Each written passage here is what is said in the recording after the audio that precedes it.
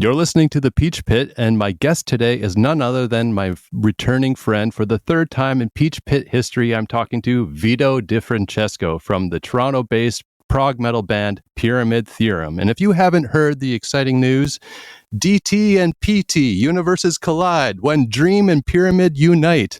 The exciting news, their new single, Open Hearts, comes out on April 10th and is featuring the guest vocals of none other than the man himself, James Labrie, the famous vocalist from Dream Theater. And here to tell me about all the great details is Vito. Vito, thank you so much for taking time to talk to me, and welcome back to the pit. My brother Derek, thank you for having me, man. It's always a pleasure chit-chatting with you. Always a great time. I was so excited because you reached out to me a little while ago and kind of let me know, like, hey, stuff is coming, like, pay attention. And when I saw the announcement, I was just like over the moon. Like, this is so cool. So I thought a good place for us to begin is, how do you remember discovering Dream Theater? Oh, man. Okay. So great question.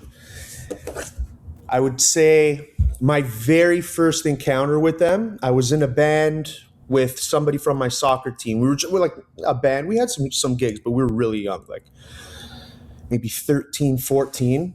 And I remember the guitarist in that band, Seb, showed me a guitar solo, an instrumental song called Erotomania. And like, I loved it. I'm like, this is great. But like, I was still too young to like really understand what was going on. And then a few years later in high school, I remember a friend of mine at the time, Mike Farina, who's also another drummer. And funny enough, I think we're in math class, if memory serves me correctly. And he's trying to show me like Dream Theater, because he knows we're both Rush fans. Like, I'm a huge Rush fan. He's showing me like all this Dance of Eternity and all these other songs I didn't know at the time. And I'm just like, man, like, I'm not into this. Like, I don't like it. Like, to be honest. Yeah, no, really. I was just like, yeah, it's like not for me. And at this time was where I was at like my most like freakish stage of Rush, where I was like, just like, Rush is the only band. They still are the only band that matters. But like, it was like that was all I was listening to at the time. So then he's trying to show me this. Sorry, I'm going to just take these headphones out. So he's showing me this, and like, I remember like, nope, next song he showed me, nope, don't like it. And then he told me, he's like, look, man, like, when you do me a favor, if you see this album, 6 Degrees of Inner Turbulence, like, just buy it one day. Just, if you're at a store and you're like looking at CDs or whatever, just go and buy it. I think it was like that week, there was a Deja Vu disc. You remember Deja Vu discs? I don't know if you guys had it out west. It's like it's an old, like, they used to sell like all used CDs and stuff like that. So I walk into that store before work and I'm looking through the metal section, and I see the Dream Theater album 6 Degrees of Inner Turbulence.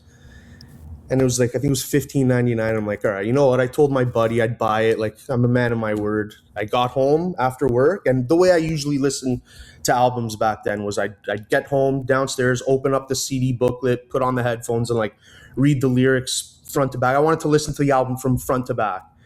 And track 1's Glass Prison. Yeah. And like, I remember listening to it and I'm like, okay, hold on, what is going on here?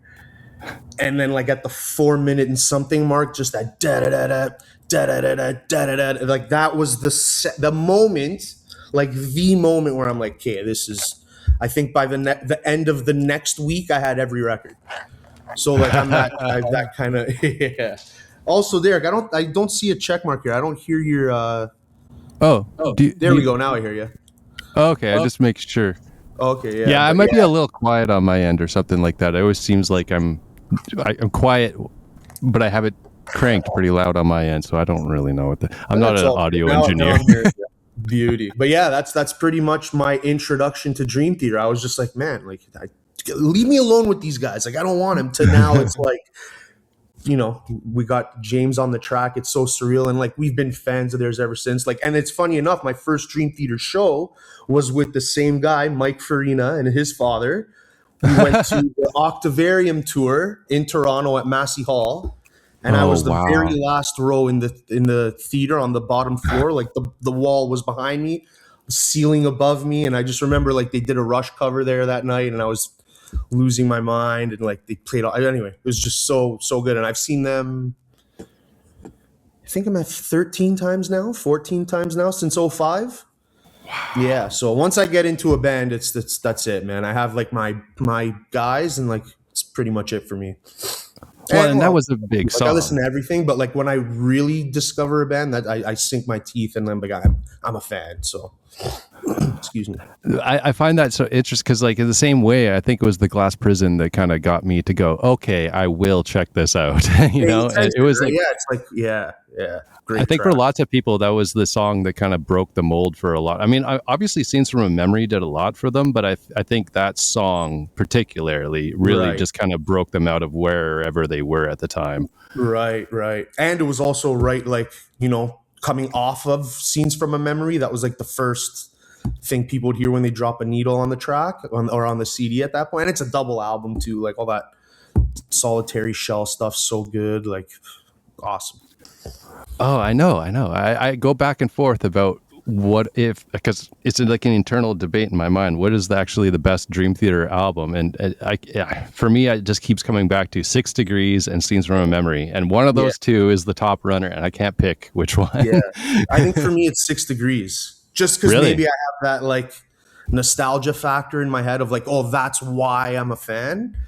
But Right. like, because I remember even after I'd purchased the discography, I remember like not liking Scenes right away. And then the Mhm. song that like kind of made me like, not, it wasn't even dance. Now dance is dance, but Fatal Tragedy was the one where I'm like, okay, like what's going, Yeah. even all that over tour 1920, but like Fatal Tragedy, I was just like, okay, this is next level. This is like good. I'd Yeah. never Yeah. heard anything like that at that time. Cause like I was, again, like I was just listening to Rush for honestly like a 4 year period. Like there was nothing else in my like CD player at home or like my Walkman. Remember those? Yeah. Yeah. I still got one. Yeah, mine too Well, somewhere. I gotta find it. when we first talked for the very first time you were on the show, we were talking about the origins of the band, and you were saying how you were at someone's cottage and you heard someone off in the distance playing Closer to the Heart. So it was Rush really kind of made this band happen in the beginning, much in the Totally. same way that Rush is a huge influence on Dream Theater. So I'm Totally. curious, like when you started hanging out with the guys in Pyramid Theorem for the first time, how quickly did the conversation go from Rush to Dream Theater?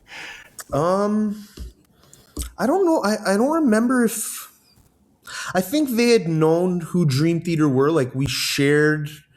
Like I think I may have shown them a couple of songs that they didn't hear, and vice versa. Oh, Maybe okay. I don't really recall that too much because yeah, I was into Dream. I had met those guys in like late 2006, early 2007, where I discovered Dream Theater in like 05, 2005. So I would have already had a year up. Plus, Sam and Christian are a little younger. So, like, I don't think they were listening to them at that time. But, like, I remember specifically early on when PT would be jamming, like, at my folks' house in the basement, like, we would be playing Over Tour 1928 into Strange Deja Vu. And Wow. we had just like here, like it was kind of like our jam warm up. We would kind of just tinker with all that stuff, and like I remember even like bits and pieces of other songs. We never really like could play a full Dream Theater song because it's so damn hard. But then we ended up tackling it more than a few years after that. But with I'm not sure if you saw it, our Hell's Kitchen cover. Hell's Kitchen. Yeah, yeah, right. Right, that we did. That one we filmed in like 2019, like 7 years ago. So that was like the first time and then we even played that live actually at a couple of shows. We did the house cover thing live too. So yeah, it's not something we do too often because again, we usually do, as you know, we do our Crush thing as well, where it's like our Rush Yeah. tribute with the guys in PT. So we usually pull out like a Rush song. That's our back pocket kind of like, oh, we're gonna play one more. Let's play Working Man or Tom Sawyer or some one of those types of things. So it's not as like mental. I mean, it's Rush. Who am I kidding? Yeah, it's still hard, but yeah, no, It's a different type of hard though. It's a different animal. Like they're so the same but so unique from each other. So it's a mhm. different mindset, if anything. But both just awesome. No, I think so many times a lot of bands have probably been like, "Hey, let's try to do a Dream Theater cover," and they get about halfway into it, and they're like, "Okay, maybe not." You're This right. is Like it's a tough. So after you guys did Beyond the Exosphere, as all bands do, you want to keep pushing the limits. So what did you guys feel like? How did you want to evolve after the last album? Musically, I would say really like I mean, this song that we recorded and are releasing with James is it was like a Christian nugget that not that kind of came out of nowhere, but a lot of the songs that we have are usually like a an idea that we've had for a while. Like we've just been in the studio as well, recording a couple of other singles that we're looking to release sometime later this year as well. And like those songs have been like ready for like a couple of years. And now that we've got time to go into the studio, we kind of like get together and fine tune everything before we hit record. But a lot of those ideas have been like not sitting, it's just they've always been good to us, so we just haven't utilized them in our arsenal yet. Where it's like, okay, now it's time to work on this. But this song with Labrie, like Creech was showing. I remember how it happened. Or how it happened. He had the idea, like the main nucleus of the tune, and I was in his basement one day. I think I had a gig with another band, and I had to go grab my drums or something, and he was just playing his acoustic, and he played this part. I'm like, dude, what is that? He's like, oh, I've been working. I'm like, play it again. I'm like, yo, this is awesome. What the heck is that? He's like, yeah, I don't know. I just had it. I'm like, okay, we got to, like, next time we jam, like, we got to do that. And then usually it depends on the song. Again, each song's its own animal, but like usually we take some time to write a tune. Like there's no definitive answer, but it's not 3 days usually.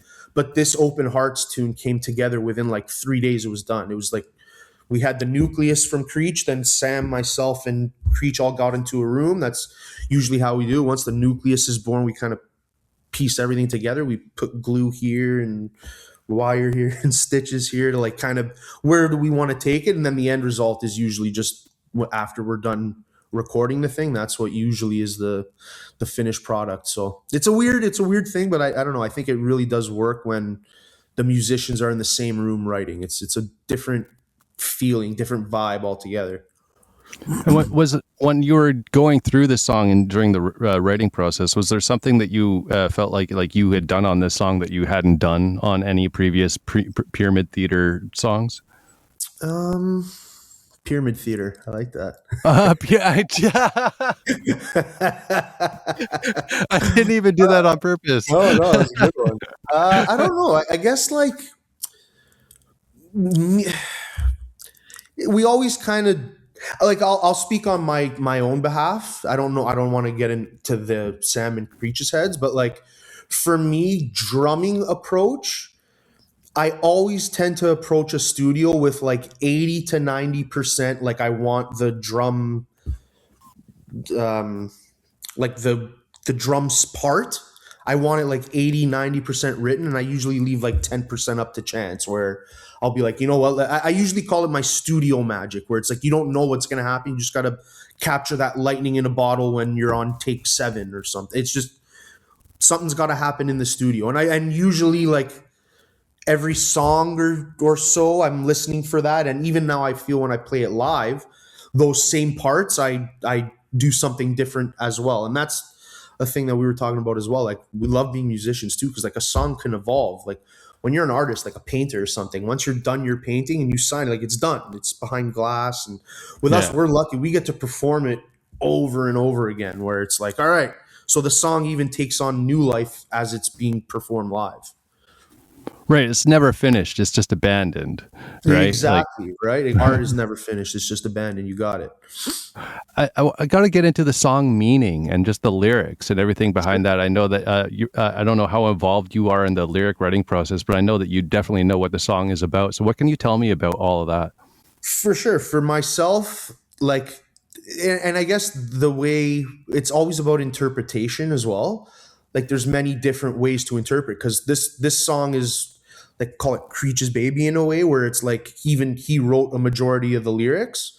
Whereas usually, not usually, just on any other song, sometimes like how we did these last 3 songs, we were all in the vocal sessions together, and I just had my computer open with, as they're like mumbling and singing along to the instrumental track, laying down phonetic, la la la la la, whatever. I'll be like, would you find to say, like, just start writing Yeah. some words.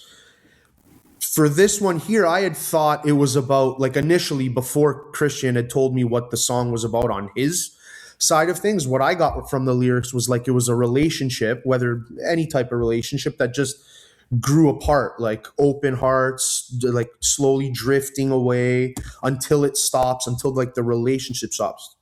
So I thought, yeah, it was like something like that. And he's like, no, what it actually on his end, it's like some guy's going in for open heart surgery, and he like Oh, doesn't wow. know if he's gonna like survive the surgery or not. And he's like sitting on the table about to go under. The lyrics mention like the kiss of a blade, and I'm like, oh, okay. I thought the kiss of a blade was like buddy shaving, like, you know, it's just, it's all about interpretation. So I got something from it, as where Creech, who wrote a majority of the lyrics, got something else from it. And like when he explained it to me, I'm like, oh, that makes sense. So now I've got a whole other kind of like story in my head where I didn't know that little nugget, and now it's like, oh, okay, it's like it's both to me. Like on, you know, the last verses where he realizes like, all right, I'm free to like experience life again because I made it out of this thing with this person in the relationship again, like second chance. So that's what I kind of get from it. But to each their own, really. Our Yeah. lyrics, I find, at least maybe I'm biased. I'm writing most of them as well. It's like just, it's all about interpretation. We don't black and white say exactly what it is. We kind of leave it open ended to for everyone to interpret their own way. But at the end of the day, it's like the music. Like even me, as much as I love words and lyrics, like for me, it's always music first. The music's what I'm kind of listening to. I don't know if that's what it's like for you as well. Do you listen to the vocals and the lyrics on top of before the riff? Like I'm a riff I, first guy for sure. it seems to be like I actually kind of put different bands in different parts of my brain. So like certain bands, I do pay attention a lot to the lyrics, and other Right. bands, for some reason, it just kind of like goes in one ear and out the other. Is bizarre. Mhm. I think a lot of it is how you're introduced to it in the first place, you know, and just kind of like what you associate it with in your Mhm. mind. Yeah. And like, you know, it's the same thing with music videos. A music video can ruin a song, Right. or Yeah. And it can make it great. You know, it yeah. can make a song that you didn't really care about suddenly seem really appealing. And Right. so you guys, you got the riffs, you got the songs, you figured out, you got the lyrics. Now somehow you get in contact with the man himself, James Labrie. Right. How does this happen? So I guess the stars align in a way, man. Sorry, for the people that don't know, I call Christian, our bass player, Creech. So I have forever, so I can't not call him Creech. Oh, so that's what you Um, said before about a Christian nugget. yeah, That's what yeah, you like meant. It is a that's Christian what I nugget. meant. Yeah, Okay. so that's a Christian nugget there, Creech. So I think it was maybe 2 or 3 summers ago. There's a venue up north in Toronto where he was working essentially like stage rigging, like helping with audio, lights, just getting festivals ready. And I think James' son, Chance, I'm sure you're familiar with Chance Labrie of Falset, the drummer Who in is Falset. involved in the engineering process, right? Right, yeah, Yeah. he engineered the vocal recording. So he worked there Oh. as well. And I guess I don't know if they chatted. I'm really not too sure how it happened, but like a year or so later, I believe we were at the John Petrucci show downtown, and I think they bumped into each other. And Chance was like, "Oh yeah, that's the guy in like that Rush tribute." I guess that's how he remembered Peach. Like that's the bass player in the Rush tribute. And then when he needed a bass player for Falset, he's like, "All right, I know the guy to like ask." And then he became the bass player in Falset, and then yeah, I guess through months of going over there to jam, I guess James figured out that he was in a Rush tribute, and we had this band, and James had actually come to see our Crush show. We do every year. We do an No annual. way. Yeah. Every year we do a international Rush show. It's called International Rush Day 2112. And So I've always December, wanted to see it. I've always wanted to right? see, because you put it out there, and I just think, oh, if I knew anybody in Toronto, I'd be telling them like, you need to go see this. So Right. James Labrie came to see your Crush experience. He did, yeah. We had invited Chance and like the guys in Falset to come down, and I guess those guys couldn't make it, so he came in with his father. And I remember we were just up on stage like playing, and I like looked over. I'm like, man, Labrie's like watching me play Neil now. I'm like, I better feel I'm like, I better be good. Better But nail yeah, this no, bill. after the show, he had nothing but kind words to say. Like, he was a fan of us doing the Rush thing. And then I think over the course of the next few weeks, he probably listened to the Pyramid Theorem stuff. And, he just essentially said, like, yeah, if I'd love to, hop on a track if you guys got anything. And we sent him some songs and he chose one of them and we made it happen, man. We can't thank him enough. And especially him and Chance, like, they really stepped up to the plate and they're so passionate about it as well. And, like, we're friends now. That's what's even more incredible about this whole experience. And couldn't be more blessed, my friend. Music, just bringing worlds together. That's so beautiful. A universal language, dude. Yeah. There it is. Yeah. It just transcends everything. It's so. Yeah. Now you've got the song, you've got the lyrics, and now James is finally going over the lyrics. Did he have any questions about like the song meaning or like just how to deliver anything like that? Like, what were some of the things that he asked you guys about? Honestly, not too much. I think he just wanted to make sure that we were comfortable and he was comfortable with the meaning, and he had no real questions.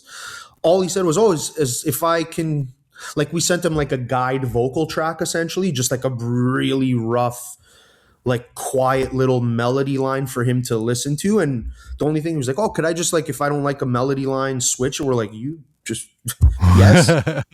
Yeah, you can do whatever you want, And I think it was really, really close to what we had sent. And then, yeah, we got the track back after it was mixed and we were just like, wow, this thing sounds really, really good. And then this all happened a long time ago. That's the thing. We were just because of everything happening all at once, and we were figuring out, did we want to make an album? Now we had this opportunity. Do we want to play a single? Do we want to tour? What do we want to do? We're kind of just sat on this song, finished for almost like 9 months, 10 months, almost a year. I think we recorded it in April, and I'm talking to you in April. So almost a year later is when we're releasing this thing, and we couldn't really say anything just because obviously we don't want to spill anything before we had a plan. And so we were just sitting on this thing for like ever. And now it's out, and the response has been great, and everyone's excited, and we just can't wait. We're busting to show people the tune. Well, soon now, as we're filming this, it's released in 5 days. So soon it will be out there. It's so exciting, and also the timing seems so fortuitous for you guys. I mean, for anyone who's a fan of Dream Theater knows about how James Labrie had food poisoning and really, really did a number on his vocal cords, getting sick from the food poisoning, and that was way back after they recorded Awake. Yeah, like right, and so 94, 95. But everyone's saying just how much his voice has really come back since then. And like on their last tour, everyone's saying like James is back. Like, not that he was ever bad, but like just to get back to that level. And he said himself, he'll never be able to sing like how he did before Awake and or before the food poisoning. But still, how he's singing now, how he's hitting those notes, I'm so excited to know that this has happened at this time, because it's just it seems like he's back stronger and better than he's ever been before. Well, even like for myself, what stuck out the most for Parasomnia to me was just like the vocal delivery, the performance. It's there's something about the cadence of the voice now. There's something how it sits. It's so, and he gets up there too. And like now I'm even hearing him get up there in like Open Hearts, and I'm like, man. And I'm like, now I'm listening to it in the car, like trying to belt it. It's crazy. And that's the thing too. I believe he's worked with a vocal coach now in downtown Toronto since the last tour began. That's the thing, man. It's like we're athletes, right? Musicians, you know it. Like it's not, you can't not keep up with it. You know what I mean? And like, that's the whole thing with myself. Like even myself, I don't drum the way I unless I'm playing live or rehearsing, I don't play drums anymore. I play bass more. If like, funny enough. Yeah, I've been playing bass more. Like now every night I'll play bass for like half an hour, 40 minutes, just cause. Yeah. So now unless I'm like playing the drums for a gig or a rehearsal, like that's it for me. And like, I'm noticing it. Even my left hand's like, that's my weak point. I find with my drumming is my left hand. And like, I should be putting in the reps there, but I'm putting them on the golf course instead. I put my time in with the drums, man. Like I was telling you, for like I've been drumming forever, so I put in the time, the woodshed, and now I've got so much other things that I want to do, and like golfing is one of them for sure. Well, that's I think actually really good physical for it gets your big muscles moving and stuff, and just Right, kind of man. It's good for the helps with your back, spine, you know. your shoulders, and everything. But I Totally. mean, this music, this style is just so relentless. If you want to go on tour and play a bunch of Right. shows, it just the amount of energy that goes into just playing one song, It's it's prog, man. Prog metal too. yeah, It's yeah, exactly. it's You're rough, pushing but yourself it's to the it's the limit. best for us anyway. I mean, everyone's got their own passion, what they like, and for us, it's like that's what we want to do. So I always get up there and have fun, like all the time. I just look over at the guys. I'm like, oh man, it's great, so much I fun. We thought want to keep doing it. I wanted to ask you about going back into the album again with this time with Richard Chicky again. And Right. after he worked with you guys on Beyond the Exosphere, he was the guy who was in the studio there with Rush. And when you said that when you guys went in to do the Beyond the Exosphere, there was like 5 extra minutes that you had cut out of the opening track that he managed to pull back. It's like you guys were trying to hold back a little bit, and he just wouldn't have it. He's like, no, no, no, give me the full prog pyramid theorem experience. Right. Give us this extra 5 minutes on that track. So Right. going back into this album, was it a good feeling to know that it was a familiar face and that he would have been familiar with James? I believe he's worked with James in the past too at some point, didn't he? For Or I sure, can't yeah, remember. absolutely. They worked. They were also in their first. Well, I don't know about their first band, but like they were in a band together in like the mid to late '80s. Winter Rose. Oh, Rich was the guitar player, and James was singing. So I think okay. So that's this would how have been they. before Mole Muzzler or whatever. That would have been before Oh, that. like way before that. Yeah, Mole Muzzler, I think was 03, 02. I think that's when he started that. Before Oh, Elements of okay. Persuasion. Yeah, this was like big hair, like they looked like. Yeah, that would have been again. What's that song? You'll never hear the tears I cry, and you'll never feel my heart again. Just type in Winter Rose, James Labrie on YouTube, and there's the song there. You'll get a kick out of it. It's a good tune. But yeah, it was so the way we did Beyond the Exosphere with Rich was he was actually in the studio with us crafting everything, but now he no longer lives in Canada. He's down south, and then just Okay. scheduling wise, we didn't end up working with Rich in the room, so he just mixed and mastered the project. So we Okay. actually recorded this at a place out in Brampton, like just outside of Toronto, called Strata XR with Darius Shapaniak. So we Okay. did the instruments over here in Toronto. Then the vocals were recorded at James' home studio with Chance. We compiled everything, sent it over to Rich, and then Rich did the mix and master. So that's how that kind of all came together. And it's not even an album right now. Again, these are all for the foreseeable future. We're gonna just do the couple of singles. For sure, we have 3 singles on the docket. I don't. It doesn't look like it's going to be part of an album. So everything for the next little bit, we're going to release a single and just tour around that. That seems to be the way we're going Uh, to be approaching it for now. so you're waiting for the concept album for now. That'll come down the Maybe, pipe just yeah, yeah. later. We've talked about a concept album. We're just I don't know. It's like we want to do one and we don't want to do one. Like Beyond the Exosphere wasn't, but like it was kind of. It was more like a thematic record, and the way I interpret it, right? It's all about interpretation. Even for me, I interpret it as like because track one is Beyond the Exosphere, the long one, and then it's kind of like all the singles after that. I kind of Yeah. the way in my head the album is like Beyond the Exosphere should have been last. So it's kind of like they show you like that they left their planet, and then the other single songs are like how they ended up leaving their planet. So that's how I kind of interpret that record. If we were to do a concept album in the future, it's not off the table, but like I don't know. We just want to write tunes for now. Like all these other songs we have right now are not part of any concept. They're all like different sounding. Like I don't want to give too much away. Obviously, it's still a ways Yeah. away. Like they're all different in their own style. Well, I know you don't want to give too much away, but I do need to see what I can get you to admit to. So, like, what is on the horizon for you guys, as much as you're allowed to say? Honestly, right now we've got this track coming out for sure. We've got a tour lined up, which we should be announcing very shortly. And Ooh. then it's very much so just we want to keep releasing music, these singles, and keep touring, and eventually just really just get a booking agent and try and get on like some opening slots of some bigger bands where we actually have an audience to perform to instead of like just self booking and like, you know, like 120 people right now is a good night for us, like a really good night. So if we can start getting on some opening slots, I think that's like the next step where it'll be, we just need to be playing to a little bit more people. That's our goal. And then we just want to tour, man. We're hungry to play like 150 shows a year for the next 20 years. So plenty more. I'm not that old. Am I? But yeah, man. So that's the plan. That is the plan. Just release music and play live until we don't anymore. And is there just anything else that you would like to say to any of the fans that are watching this right now, kind of wondering like everything that's been going on in your guys' universe? Is anything else that you need to say to them?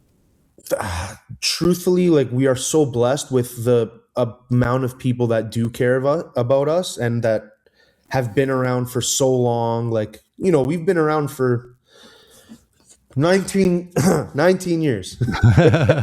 Like it's nothing to sneeze at now, you know what I mean? And we're Yeah. all like really, really passionate. We all have the same aspirations, the same goals. We just want to play music and get out there and share the experience with as many people as we can. And like to our fans, the small but mighty fan base, it's like, you know, we've had people fly in from California to come watch us. We've seen people that have driven 4.5 hours from North Carolina to come watch us in Virginia. Like the people are there and we can't thank them enough. And they're not why we do it. We do this all for ourselves, but like the fact that other people get a kick out of it as much as we do is, you know, still have to pinch myself every once in a while. So yeah, everyone checking out the music and sharing it and spreading the word.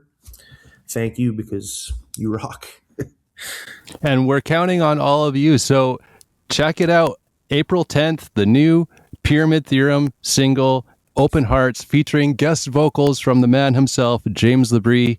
Vito, thank you so much for taking time to tell me all about this, and take care of yourself. I'm excited to see what's coming up next.